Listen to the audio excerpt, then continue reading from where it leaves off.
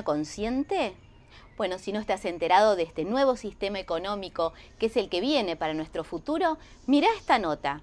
El que tenemos como entrevistado es Martín Nicolás Traverso Schaeffer. Nombre largo, pero él es así de interesante como su nombre. Nos va a contar qué es la economía consciente y esto nuevo que vamos a ir implementando todos para un futuro mejor, porque es nosotros, nuestro propio beneficio, nuestra economía, pero teniendo en cuenta al otro. Así que te invito a que mires esta entrevista. La economía consciente debe estar centrada en la esencia del ser humano y en la relación con los demás. La economía consciente es esencialmente una nueva forma de mirar y entender la economía con el foco en el ser humano y en el ser humano además como un ser que necesita de otros seres humanos, un ser social. Y esta forma de mirar la economía nos lleva a hacer una línea transversal con distintas áreas de las ciencias, sociología, psicología, la ética, la filosofía, la historia, es decir, la antropología. Es decir, reconocer que el ser humano es uno, no importa que lo miremos de distintos ángulos. Y la economía hasta este momento venía resumiendo un poco teorías que tienen que ver con el ser humano y con su relación con los demás, ubicándolo en un paradigma, en una forma de entender el ser humano, entender cuál es su relación con el otro, con el medio ambiente también y los recursos, y configurando modelos económicos de cómo se deben hacer las cosas, ¿no? En función a esas suposiciones que hace del ser humano, de las relaciones y del medio ambiente y los recursos. Economía consciente implicaría mirar desde un lugar de conciencia. Significaría preguntarnos, ¿qué es el ser humano? Primero, y no es una pregunta principal, si tiene sentido la vida humana, cuál es o no, hacia dónde va el ser humano, y en eso, cómo se relaciona con el otro, si hay un otro, ¿no? Otro ser humano, y además, cómo se relaciona como en ese medio natural que le permite la vida, ese medio del cual provienen los recursos. Obviamente que poner conciencia en esta definición de economía consciente tiene dos partes. Por un lado es economía y por otro lado es consciente. Implica reconocer que el ser humano ahora es consciente. Entonces, significa que estoy pensando que antes no era consciente. ¿Y qué significa eso? Significa que no estaba siendo consciente de su naturaleza, de quién es o qué hace en el mundo, qué quiere de los demás, qué quiere de sí mismo, qué quiere del lugar donde está, qué quiere dejar en el mundo. Entonces, un ser humano que empieza a preguntarse esto se transforma en un ser humano consciente. Y la suma de estos seres humanos es una sociedad consciente. Y la forma de interrelacionarse para vivir es una economía consciente. Entonces, no es una fórmula o decir esto es, sino que no puede ser un sistema que se implemente de arriba para abajo, sino es lo que surge como consecuencia de ser seres humanos conscientes y de relacionarnos de manera consciente. Esto nos lleva inevitablemente al campo interdisciplinario, ya no podemos hablar solo de economía. Entonces acá donde economistas tienen que trabajar con psicólogos, antropólogos, sociólogos, historiadores, filósofos, y este trabajo no puede ser una mirada de una sola disciplina, porque sería ver al ser humano desde un solo ángulo. También con la geografía, con la ecología. Economía y ecología comparten eco, que es el oikos, que es la casa.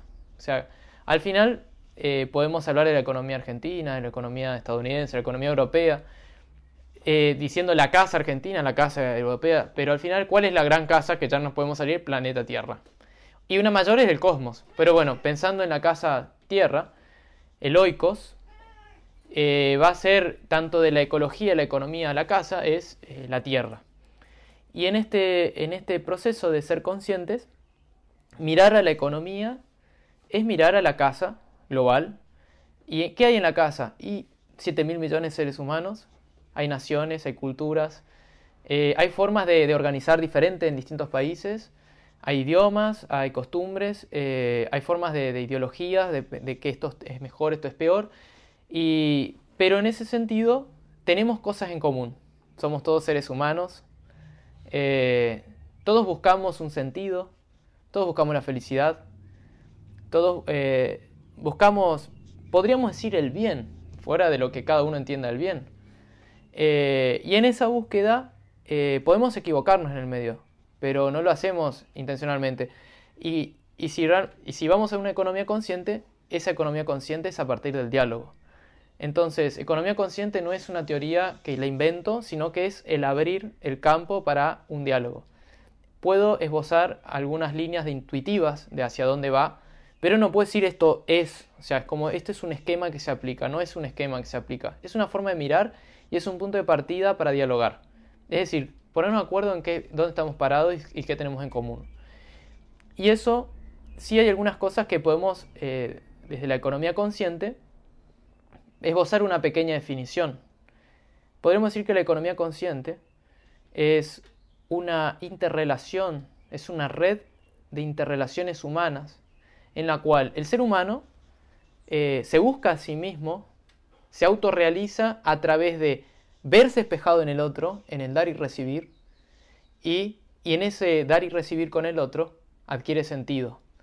Entonces, en esta forma de ver la economía, no vemos que son recursos solamente para satisfacer necesidades, sino que somos seres humanos que necesitamos de los otros seres humanos para en ese dar y recibir en el cual satisfacemos las necesidades, encontramos nuestro sentido de existencia.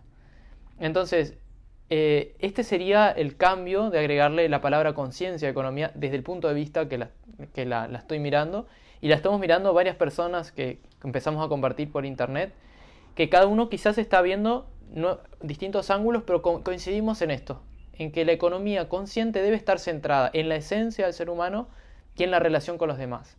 Existo, un yo, sí, un ser humano que se busca, pero también existís vos, que me estás mirando y que también se busca a sí mismo, y que podemos interactuar de una manera inconsciente, solamente buscando mi beneficio personal y olvidándome que vos existís, o puedo de una manera consciente, reconociendo que existís y sos un ser libre, también encontrar un punto de equilibrio en esa búsqueda, de que mi relación con vos sea un equilibrio, de que yo disfrute y me sienta beneficiado de esa interacción y vos también. Entonces es salir de un mero yo que se beneficia, un mero ego que se beneficia, para un yo y el otro que se benefician en esa interacción. Bueno, eso sería economía consciente en un sentido general. Es una forma de mirar de manera interdisciplinaria y compleja la economía, y es una apertura al diálogo. Se puede hablar de distintas tribus, distintas culturas. Sí se puede ver en algunas culturas a grandes rasgos, y lo voy a hablar desde un conocimiento por arriba, no especializado, o sea, no ondé tanto. Pero determinadas culturas, como las culturas originarias andinas, acá en América, o incluso los griegos en las polis, tenían un concepto de buena vida o buen vivir, en el cual se resaltaban valores como el disfrute, como el disfrutar de lo que se hace, y también la relación con los demás.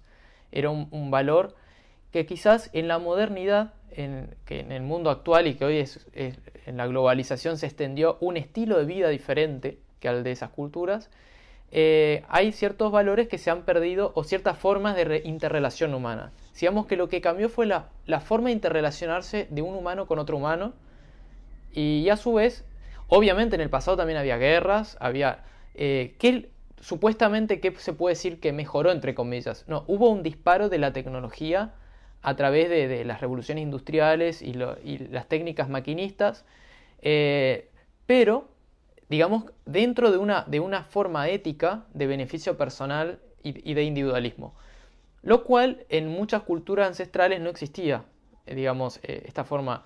Entonces, en cuanto a lo tecnológico, se desarrolló un crecimiento vertiginoso en los últimos 200 años, que es superior a todos los 5.000 años anteriores, según opinan algunos historiadores.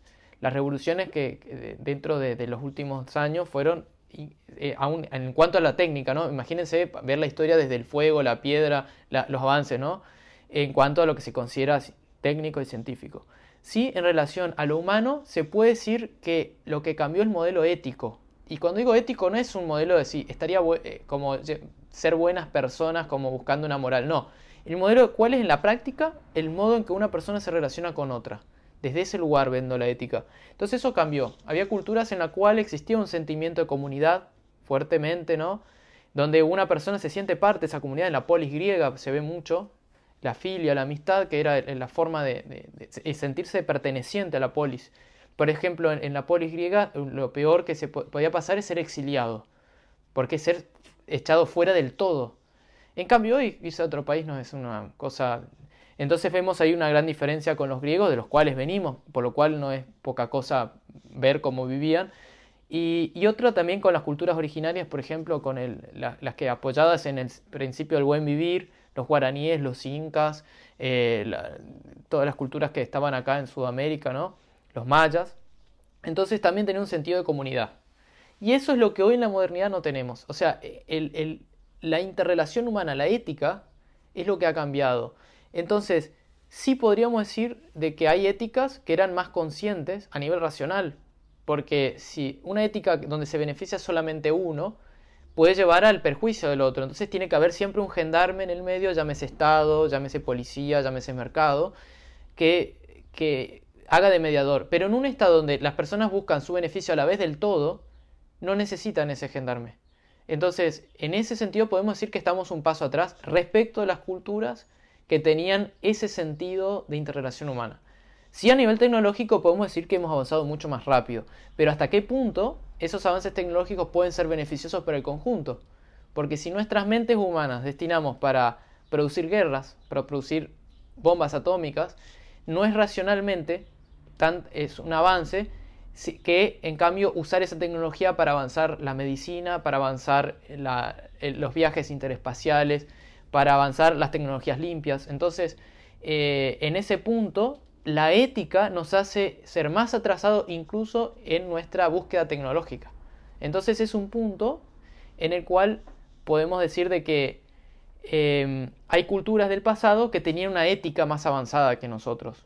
Podemos decir también que espiritualmente o a nivel de conciencia tenían un grado de madurez mayor. Pero no podría decir que todas las culturas. También hay culturas que eran más parecidas a nosotros. ¿Y en qué lugar estamos parados hoy respecto a lo que entendemos como economía consciente? ¿Hacia dónde va la economía? ¿Cómo está el paradigma?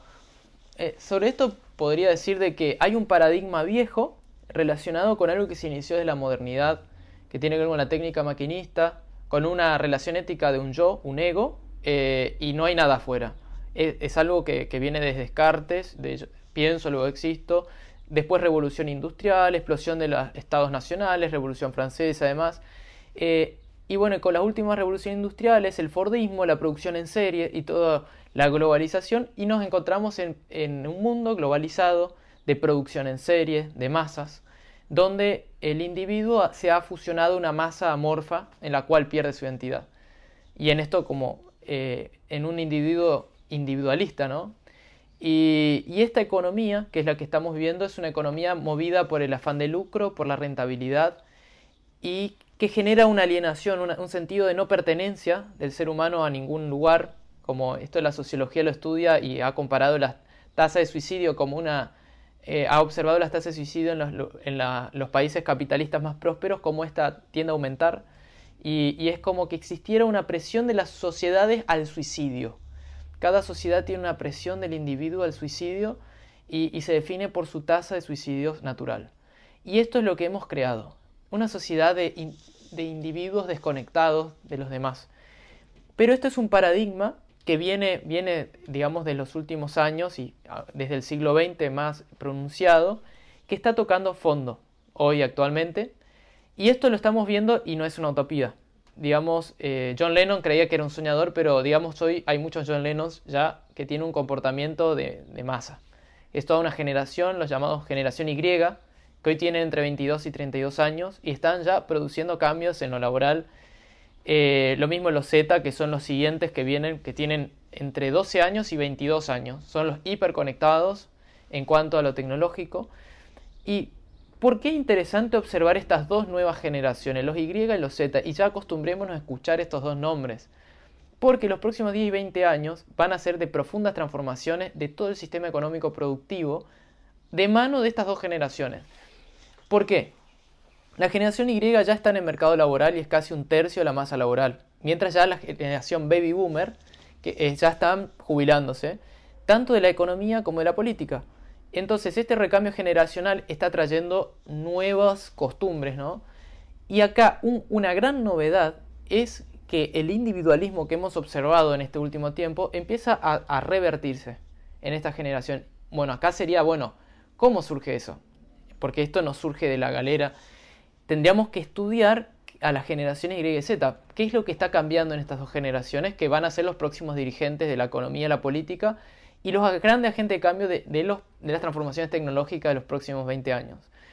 Lo que ha cambiado es, a partir de la generación Y, que es la que empieza a ser joven luego de la caída del muro de Berlín, es un gran cambio de paradigmas mundial, luego de la explosión de Internet, de la tecnología. Nos llaman los nacidos apretando botones, a los Y, la generación del milenio, los millennials, le dicen en inglés, porque iban a ser jóvenes de luego del año 2000. Y los Z son los que nacieron apretando pantallas táctiles. Bueno, no es solamente para quedarnos con esto de que son muy tecnológicos y nada más. No, hay una nueva forma de comportamiento y que empieza a surgir de mano de la costumbre de estar en Internet y de ser parte de las redes, que es un comportamiento cooperativo. Internet se ha transformado en un lugar de cooperación. Y esto ya, señores, es una realidad. Entonces los invito a ver los estudios que hay hoy. Es más, un lanzamiento de una página rentada no tiene tanto éxito como una página gratuita. Facebook es gratis, ¿no? Si fuera cobrado, seguramente quien haga un Facebook y cobre no va a tener tanto éxito como un Facebook. Wikipedia es la mayor biblioteca mundial que tenemos hoy. Enciclopedia es gratis. ¿Y cómo se hizo a partir de la cooperación? Bueno, esta novedad que pareciera tan inofensiva es realmente el principio opuesto a las sociedades que hemos creado. Como en sociedades donde el individualismo es la norma, empieza a suceder una vida virtual que tiene tanta calidad como la vida real, donde el principio es el opuesto, es la cooperación. Donde ya no existen barreras nacionales, donde realmente se empiezan a ver ciudadanos globales. Creo que si hay realmente un ciudadano global, son los generación Z, donde pueden tener amigos jugando en jueguitos en red, pueden tener amigos del otro lado del mundo y son tan amigos como el que se sienta al lado del pupitre en la escuela. Y en este sentido, esto analizado a priori pareciera que fuera algo inofensivo, pero esta generación, al incorporar este nuevo comportamiento, lo empieza a replicar en la vida real. Para una generación Y o Z es mucho más difícil trabajar en la economía convencional. Es mucho más difícil la relación de autoridad, lo vertical. Es más, la generación Y es la que está produciendo grandes cambios de flexibilización laboral en las empresas, más en las grandes ciudades como Buenos Aires, donde estamos en este momento en la entrevista. Los reclutadores de recursos humanos dicen de la generación Y, que son eternos adolescentes, que cuesta retenerlos, que cambian trabajo de a 5 trabajos por año porque se aburren. Por ejemplo, es muy común en una entrevista a un reclutador de acá de Buenos Aires, que salió en IECO, de Clarín, dice que una persona de menos de 30 años que había tomado, estuvo 2 meses, espectacular, y al segundo mes le dice, me voy de mochilero a Europa. Pero bueno, cosas como esta son novedosas. La primera reacción es negativa, es decir, estas personas no quieren trabajar, siempre hay una resistencia al cambio. Pero por otro lado son 1/3 de la masa laboral. No sé qué, pero tenemos que adaptarnos porque además son muy creativos. Hoy todas las empresas creativas son de generación Y. Publicidad, y hablando de publicidad, Argentina es una de las 5 potencias de publicidad del mundo. Tenemos un potencial creativo gigantesco y todo ese potencial creativo la mayoría es de personas de generación Y. Publicidad, diseño gráfico, todo lo que tenga que ver con campañas. Pero la creatividad no está solamente en la publicidad, en el diseño, está en todos lados.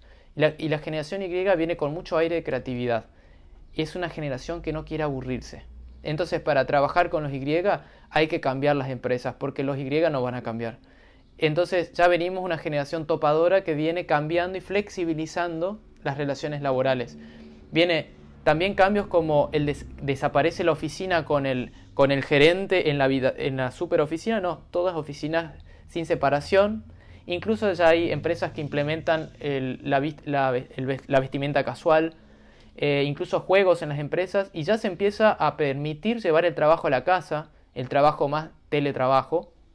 Entonces, estos cambios están ocurriendo. Entonces, si nos preguntamos, ¿qué va a pasar en los próximos 10, 20 años? Yo diría que miremos a los Y y a los Z. Digamos que el paradigma que se está votando es el paradigma de las dos generaciones anteriores al muro de Berlín. Por eso creo que el muro de Berlín es un muro de Berlín generacional y de paradigma a nivel mundial. El paradigma que hemos llegado al extremo de probarlo, lo hemos probado empíricamente, es el paradigma del individualismo en la economía y es el paradigma del beneficio personal como único motor de nuestra conducta en la sociedad. No estoy hablando de que va a cambiar, que vamos a negar nuestro... No, vamos a buscar el beneficio personal, pero además el beneficio del otro y el de la comunidad. Eso es lo novedoso que empiezan a traer los Y y más los Z, este comportamiento más cooperativo. La cooperación es cuando uno busca su beneficio y el del otro, cuando vamos al ganar-ganar, que hoy se habla mucho, incluso en las empresas, cuando se habla de pasar de la competencia a la cooperación, incluso las empresas ganan más cooperando en vez de compitiendo y haciendo campañas de marketing donde tienen que gastar mucho dinero. Entonces, esto ya se está descubriendo. ¿Cuál es la causa de que todavía no se implemente? La causa es el hábito que toda una generación completa lo tiene arraigado. Pero la novedad es que hay generaciones nuevas que están cambiando ese hábito.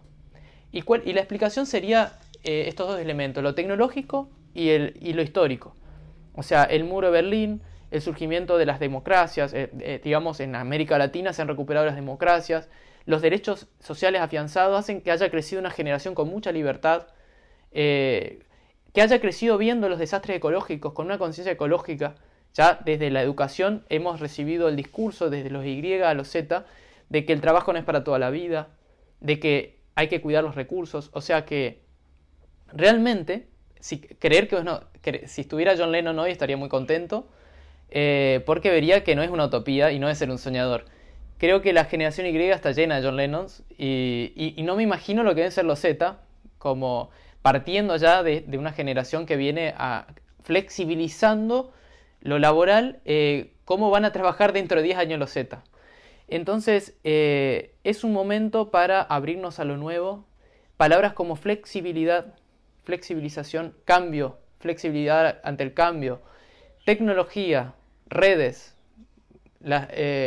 cooperación, son palabras que van a ser, y creatividad, son protagonistas de la economía que viene. Y esto no es hacer futurología, es lo que está ocurriendo y es simplemente seguir las tendencias. Siempre hay dos maneras de mirar las tendencias, una pesimista y otra optimista, ¿no? Uno puede sesgarse para alguno de los dos lados. Si mirada de manera pesimista, vamos a hablar primero de la pesimista. ¿Qué podríamos pensar?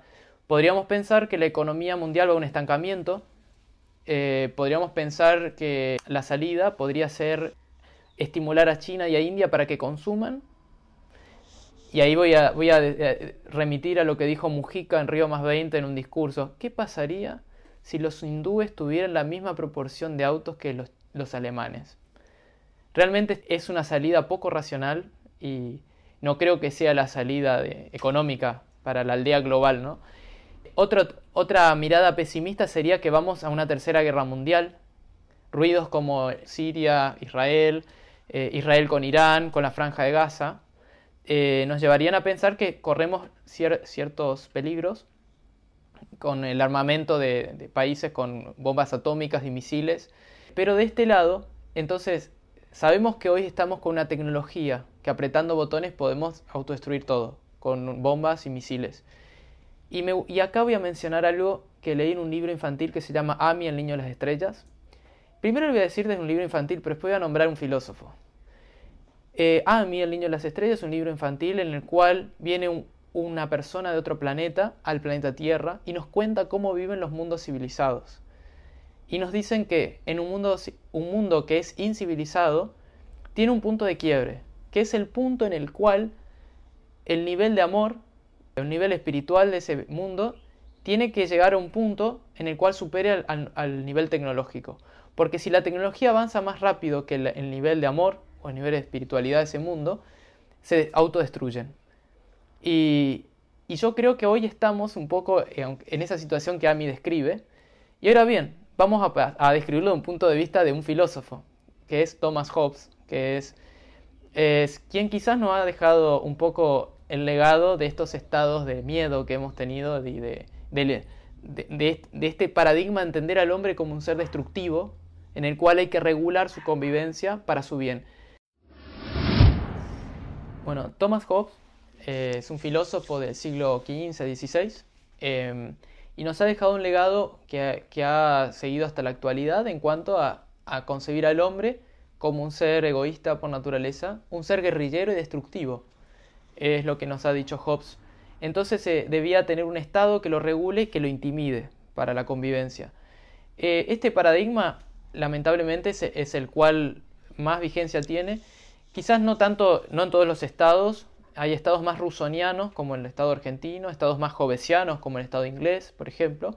Pero a nivel de las relaciones internacionales, impera Hobbes, impera la teoría hobbesiana, y más que nada en las guerras y los tratados de paz. Y es muy interesante para entender a Ami, el niño de las estrellas, desde Hobbes también.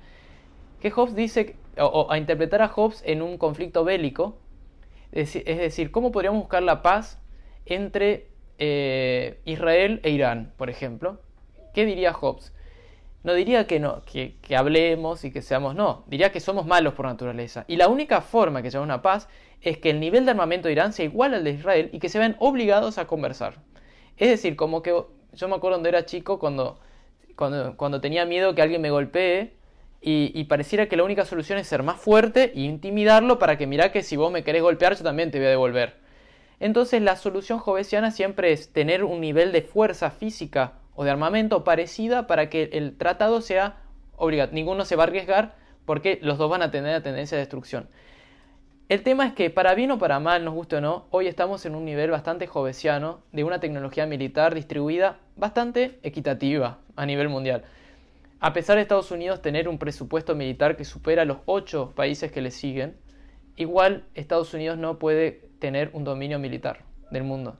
O sea, hoy ya tenemos a China, tenemos Corea del Norte con misiles nucleares, tenemos a Irán posiblemente con una bomba nuclear, tenemos países como Israel, Entonces, no es alegre decir esto. La verdad que no me da felicidad decir que me da vergüenza decir que hemos usado nuestras mentes como Einstein cuando se enteró que su descubrimiento llevara una bomba atómica. Pero lo positivo de todo esto es que el nivel de armamento es tan parecido que nos está obligando a hacer tratados de paz y a dialogar. Entonces, si no era por si realmente existía ese punto de autodestrucción, como dice Ami, el niño de las estrellas, yo creo que ya ha pasado. Porque una pequeña discusión puede hacer volar misiles hoy en el planeta. Entonces, en este punto, como hemos visto la guerra en Siria, que no se ha producido, ya fue un avance muy grande que no muchos están percibiendo el nivel de avance que esto representa a nivel mundial. Esto representa a que hoy el arma más fuerte que tenemos es el diálogo. Y cuando hemos llegado a este punto es realmente cuando empieza el nuevo paradigma. Cuando nos vemos obligados a dialogar. Y nos hemos obligado a poner a un costado a veces las preferencias culturales, religiosas, para encontrar puntos en común. Y es acá donde la situación material del mundo, militar, social, política, nos lleva a un punto de diálogo en Naciones Unidas, en foros, y estamos en un punto que no tiene retorno.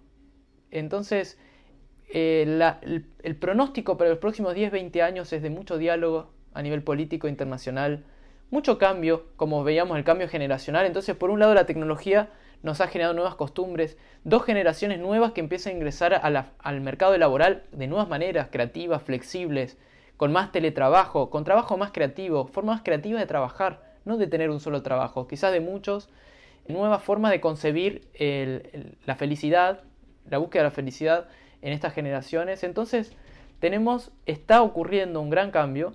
Y preparémonos porque se vienen 10 o 20 años de construcción de cosas nuevas. Mucho trabajo cooperativo, mucho trabajo en red, virtual y físico, de la virtualidad a lo físico. Entonces, hablar de esto, más que utopía, es hablar de una realidad y una tendencia. Es una ola. Es una ola que podemos subirnos y disfrutarla y ser agentes de cambio, cada uno de su lugar. A veces uno con un clic o con un evento de Facebook no sabe la magnitud de lo que está haciendo. Entonces, bienvenidos al mundo, a la aldea global, a las redes, a la interconectividad, a un ser humano que se siente parte de una comunidad global. Ese es el mundo al que estamos entrando. Se borra la línea de trabajo y hobbies. Estas nuevas generaciones, las Y y Z, empiezan a traer un nuevo concepto de hacer las cosas, donde lo que importa es el disfrutar, el estar motivado, es el gustar de lo que uno hace. Entonces esto ya no separa de que si eso que hacemos es remunerado o no, si lo hacemos por dinero o no. Entonces el concepto de trabajo se está replanteando. ¿Qué es el trabajo? Estamos yendo a un mundo donde vamos a concebir nuevas maneras de entender esta palabra, que hoy nos vemos obligados a reflexionar filosóficamente qué es el trabajo. Una reflexión interesante en cuanto al trabajo. Cuando nos preguntamos qué es el trabajo, cada uno tenemos una definición un poco compartida. Y lo que llama la atención a nivel economía tradicional es que si Eugenia está lavando los platos en su casa, Eugenia está al pedo. Pero si se los lava la vecina y se los cobra, Eugenia tiene trabajo. Entonces, ¿cómo puede ser que la misma acción solamente cambia de ser trabajo a no serlo por el hecho de ser remunerada? O sea, si pensamos racionalmente, si lo que nos importa es el producto, lo que estamos haciendo, cambia la forma de ver. Si lo que importa es que se laven los platos, lo que importa es transportarme de un lugar a otro, lo que importa es filmar a alguien. Entonces, el concepto de trabajo toma una nueva dimensión. Y acá también empieza a aparecer algo muy nuevo en esta economía de los próximos años, que es el consumo colaborativo. Que hay cosas que las podemos consumir de manera gratuita, a través de la cooperación. Grupos como gratiferias, grupos como free markets, grupos como alguien tiene, yo tengo, trueques. Grupos como estos empiezan a cambiar el modo de consumir. No solo está cambiando el modo de trabajar y de producir, sino el modo de consumir también. De mano de las nuevas costumbres digitales, ¿no? De las redes sociales. Y que permiten descubrir las redes sociales. Algo muy tonto, si lo pensamos. Que tenemos muchas cosas duplicadas en las casas que no las usamos. Y en este sentido me voy a remitir a Rachel Botsman, que tiene mi edad, que es una inglesa muy buena onda que está hablando en internet sobre consumo colaborativo o collaborative consumption en inglés. Ella ha dado charlas de TEDx y lo explica muy bien, pero le voy a remitir, aunque voy a explicar un ejemplo que ella dio en una charla. Que ella, ante como 500 personas, pregunta: ¿quién de ustedes tiene un taladro en sus casas? La mayoría levanta la mano. Y le dijo: bueno, les voy a contar que en promedio lo usan 12 minutos al año. Y entonces, imagínense en un mundo de red interconectado, ¿para qué vamos a querer tener todos un taladro en la casa?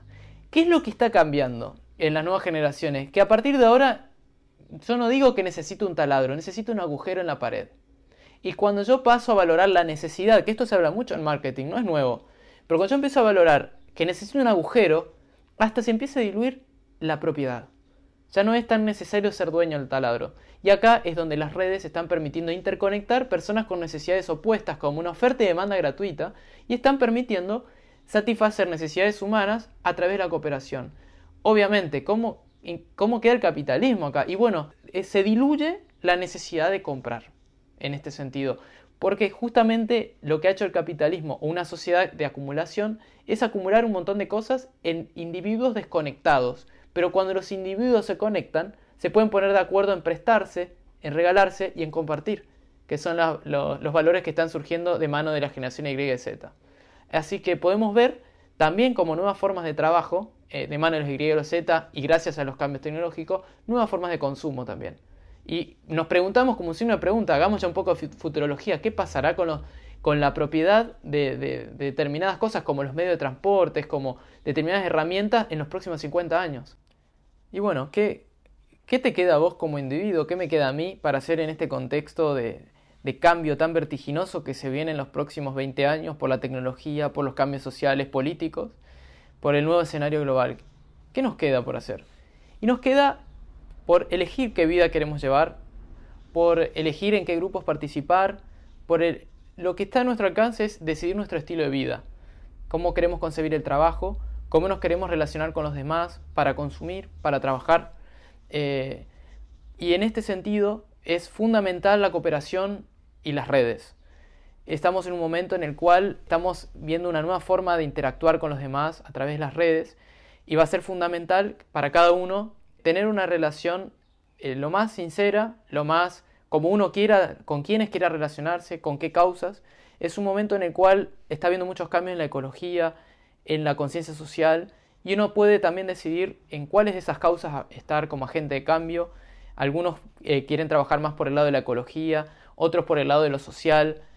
otros por el lado de lo espiritual, y todos tenemos, además de los trabajos que nos generen ingresos, también tenemos la posibilidad de dar nuestra energía física e intelectual a estas causas, que siendo todos beneficiados y además de la riqueza humana que uno obtiene de dar en estas causas. Así que tenemos mucho por hacer, y el cambio no es una revolución de sistema desde la punta de la pirámide, sino desde las bases. Lo que está cambiando es la manera en que nos miramos, es nuestra manera, nuestro estilo de vida, y en este sentido podemos ser optimistas porque el mundo está cambiando y somos todos agentes de cambio. No miremos a los políticos, no miremos a nadie arriba, porque los agentes de cambio somos todos. No hay a nadie a quien echarle una culpa, sino que lo único que nos queda es el diálogo y la cooperación.